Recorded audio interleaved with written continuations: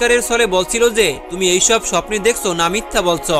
এক পর্যায়ে ঘর থেকে উভয় নেমে পড়লো ঘটনার সত্যতা যাচাইয়ের জন্য। দুজনে ঘর থেকে নেমেই দেখলো যে গোটা বাড়িটাই কিসের আলোতে যেন উজ্জ্বল হয়ে আছে। রাবেয়ার নাম ধরে ডাক দিল, কিন্তু কোনো সাড়া পেল না।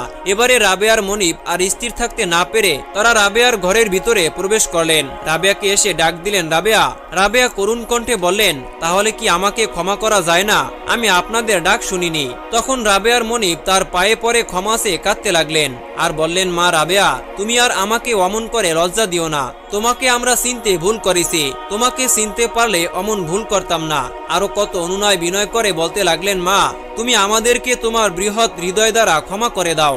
আজ থেকে তুমি আমাদের দাসী নয়, তুমি আজাদ। মা রাবেয়া, তোমাকে আরো বলছি, আজ থেকে আমি তোমার দাস আর আমার স্ত্রী তোমার দাসী। এতদিন তোমাকে চিনতে না পেরে তোমাকে আমরা দাসী হিসাবে ব্যবহার করছি, তোমার উপরে অমানবিক অত্যাচার করছি।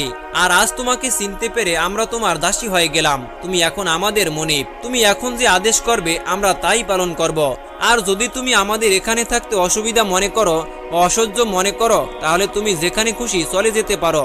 এখন তুমি যা খুশি করতে পারো। আজ আর তুমি দাসী নয়, বরং তুমি স্বাধীন। এই অবস্থায় রাবেয়া বসরি রাদিয়াল্লাহু তাআলা আনহার কান্নার পরিমাণটা আরো অনেক গুণে বেড়ে গিয়েছিল। তিনি যেদিকেই তাকাতেন সেদিকেই আল্লাহ পাক রব্বুল আলামিনের কুদরত দেখে কান্না করতেন। প্রিয় দর্শক, এই ছিল আমাদের আজকের ভিডিও। এই গুরুত্বপূর্ণ ঘটনা থেকে আমরা অনেক কিছু শিখতে পারি। যদি ভিডিওটি আপনার উপকারে আসে তাহলে অবশ্যই একটি লাইক দিন, কমেন্টে আপনার মূল্যবান মতামত জানান এবং শেয়ার করুন যেন অন্যরা উপকৃত হতে পারে।